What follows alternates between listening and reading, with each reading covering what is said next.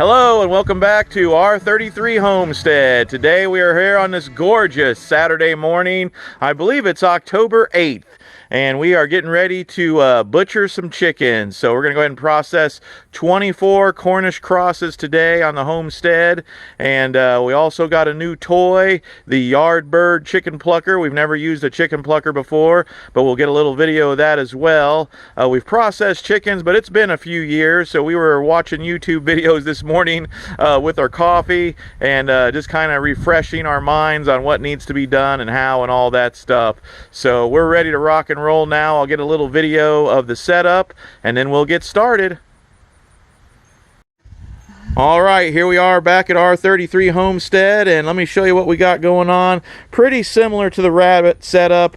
We just got a little plastic folding table, just makes cleaning a little bit easier. You can bleach it, hose it off, doesn't really matter, pretty inexpensive. We got a propane burner going over there for our scalding pot. If you recognize what that pot is really used for, just keep your mouth shut and don't comment on it in the comments. We'll just keep that between you and I. And then we've got our chicken plucker over here. We just purchased this. We had processed chickens a few years back, was the last time we had done it, and plucking those feathers, quite a lot of YouTubers said it took about 15 minutes per bird. Mary and I must be slow. It took us about 20 to 30 minutes per bird, and we only did about 10 birds that day, and it was not fun. It was the least fun part. So now we're getting into total meat provisions for our house, raising our own meat, filling our freezers full of our meat, and so we decided to go ahead and take the plunge and invest in one of these chicken pluckers. And it's not an inexpensive investment, so we're hoping that the money is well spent. You can see the inside there. This is the Yardbird. There's 2 or 3 pretty comparable brands. Yeah, this one was 300 and some change. There's some that are well into the 500 and 600. There's also as low as about $30-$40 if you do that drill attachment. But we went ahead and made the investment, so we're hoping it's going to be something that we have for next 10 years or so, and we can use it every time we process these birds. So anyway, we're going to do 24 Cornish Crosses. So let me flip this camera back around and talk about the Cornish Crosses for a minute with Mary. All right, welcome back to R33 Homestead. So we've done Cornish Crosses, or this is the first time we've done Cornish Crosses, and we're not sure if we're going to do them again. I'll give you a video shot of them in just a minute. The pros of them is that they grow quicker than any animal we've ever seen. They're amazing. I mean, we got them at the same time we got our new layers. And Chris will take you out and show you the difference. We got them, I think, in August, mid-August, and these birds are just, we call them the Arnold Schwarzenegger of birds, because they just do nothing but eat and drink and poop and repeat. Yes. And every day it's almost like a weed. You can just see them grow. And someone told us, do not let them run out of food. And it's hard to keep their food filled, because they just eat and eat and eat. Like piranha in the Amazon River. It's no joke. Yeah. Their body temperature is so hot. They're hot to the touch. And they just don't move around much. They don't care for anything but the feed. They really don't like anything green. They just, I don't know. We like our chickens. So we like to give them scraps. We like to give them bread. We like to give them greens. And they're just a different kind of chicken. So we're anxious to get them processed. We're anxious to taste their meat. Like Chris said, the pros is they come to a meat bird in 6 to 8 weeks. Yeah. We are right at the 8-week mark. Today. So yeah, we got these birds 8 weeks ago, and I'll give a little video and you can see what our egg layers look like compared to these monsters. And we'll wait to give final judgment until, like Mary said, until we taste them and they're on the dinner plate. They have grown exceptionally fast. You're not saving any money on feed, so that's a misnomer out there. They do grow twice as fast, but they eat at least underline exclamation point, twice as much feed. So and it's no joke, we have a huge feeder out there, 2 different water sources, and within 12 hours you have to replace that. 12 to 24 hours it is gone. I mean, every little grain of feed is gone and every drop of water is gone. And you can't supplement with grass clippings or hay, yeah, or anything else. They'll eat a little bit of grass, but nothing like the other birds, not even comparable on that front. And when I say like piranha in the Amazon, if you've ever seen a National Geographic, or if you're old enough like we are, Mutual of Omaha, on those old documentaries, when they would drop those fish in there for those piranha or chicken pieces, my gosh, this is the exact same thing. As soon as they hear the sound of that feed hitting the feeder, they go nuts and immediately just attack the feeder. So anyway, let me get you over here, show you what these birds look like, and we'll get started. All right, hello, welcome back to R33. So here's what our layers look like. Very beautiful, very clean. We haven't been handling them as much as we normally would because we've just got so much going on at the farm. We're still building our house. We both work full-time jobs, so we are busy. Exclamation point on that one as well. But they are beautiful birds, clean. Notice their size, notice their feet, the size of their feet. You know, there's their water, just a normal old chicken water, nothing fancy, nothing big, and that'll last 2 or 3 days. There's their feeder. It's about half full now. I filled that, or actually Mary did 2 days ago. And so, I mean, they don't eat a ton. We throw them some scratch in here. We'll occasionally let them out so they can eat some grass, but right now they're just getting big enough where we don't have to worry about a hawk swooping down and carrying them away. So they'll be getting more grass here in probably the next couple of weeks. But they're pretty confined right now, pretty nice, pretty neat. And again, just very clean. No smell. I know that's not going to come across on the video, but they are just clean, easy birds. You can pick them up. You don't get chicken poop all over you. And so I really like these birds. Really easy. And in about another few months, we're going to get 6 to 12 eggs a day, and that's perfect for us. We love our eggs, egg sandwiches, omelets, all the egg dishes you can make. And Mary and I both love eggs, so that works out well for us. So anyway, now let me go show you what the Cornish Crosses look like, and you can judge for yourself. Hello, welcome back to R33 Homestead. So here's what the Cornish Crosses look like. Now, right off the bat, I'm staying a little bit away from the tractor right now, the chicken coop, mobile chicken coop, mobile everything coop. But as I get closer, they might get a little bit more active, but look at them. They don't do a whole lot of walking. We made sure that they all can walk, which is one of the concerns you have with this particular breed. They can get so big so fast that their leg strength can't keep up with their body size, and then if that happens, you really get nasty birds. There's a few YouTube videos out there on that. It's just unless this meat is extraordinary, Mary and I have kind of decided we probably will not do this breed again. Now, the fast growers, if you were in an emergency situation and you needed immediate chicken meat, nothing's going to beat this in my mind. I mean, we've raised all kind of animals.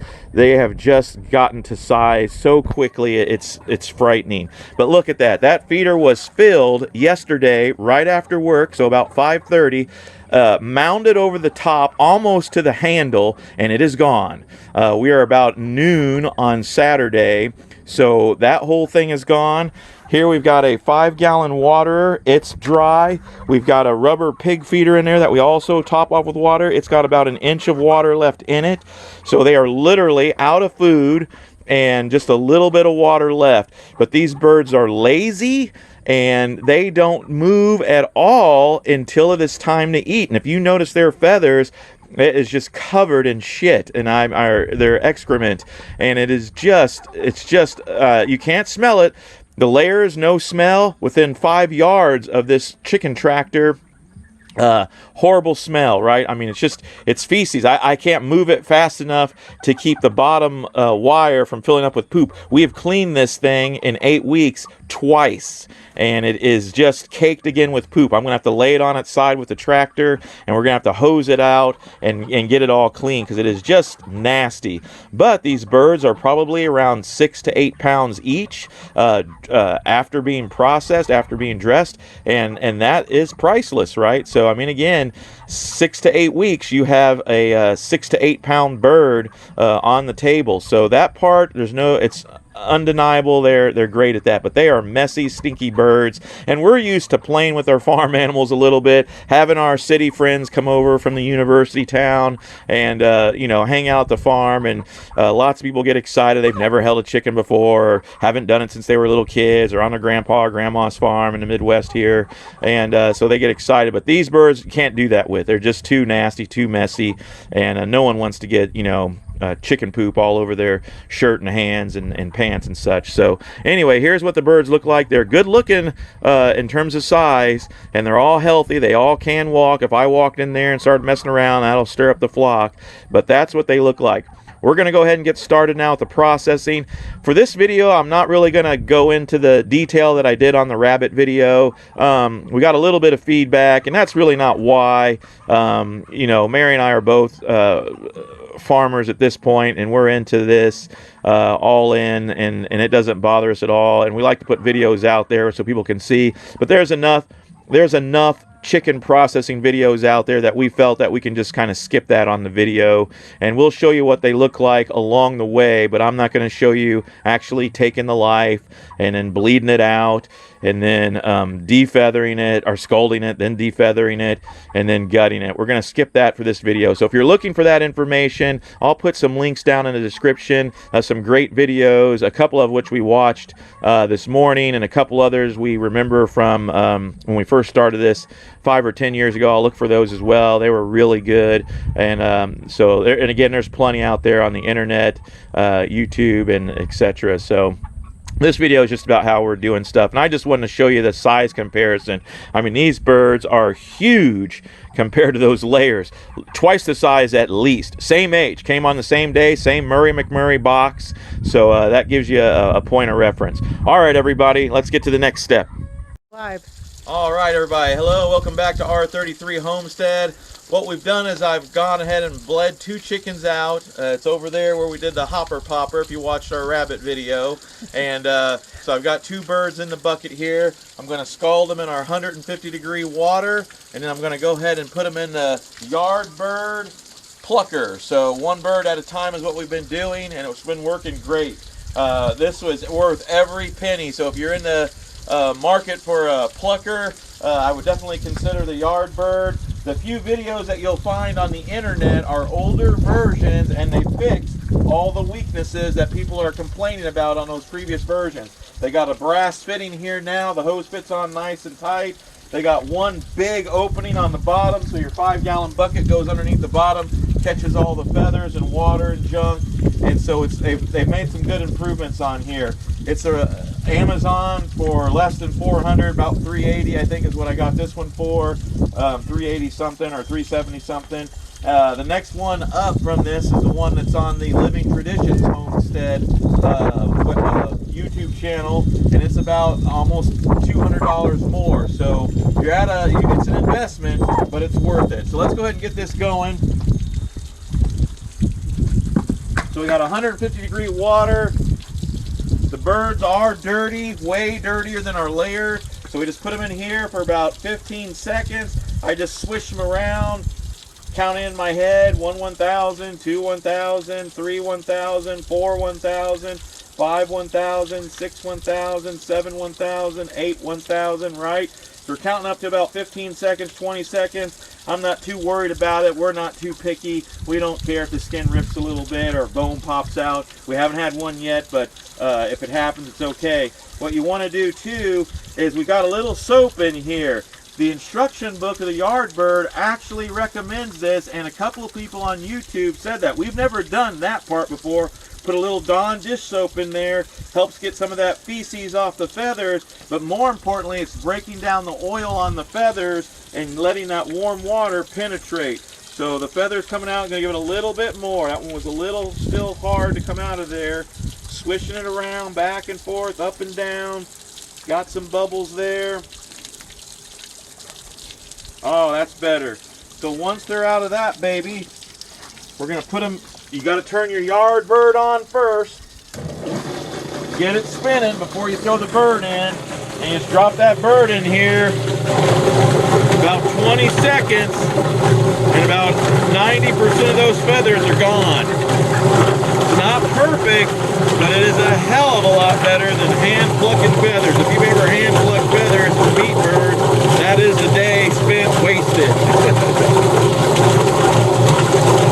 All right, I actually lost count of the time there, but it seemed like it's about 20 seconds. It might not have been quite 20 seconds, but we're going to call it 20. So all you got left is some back feathers. Look at that. Comes right out of there, and that bird is beautiful. So that's it, ladies and gentlemen. We're not going to get into the gutting this video like I mentioned earlier. If you want to see that, there are plenty of YouTube videos. We're just going to go ahead and not do that this time. We did it on the rabbit video, and that was good enough. So, all right, everybody. Click, click. Bye-bye.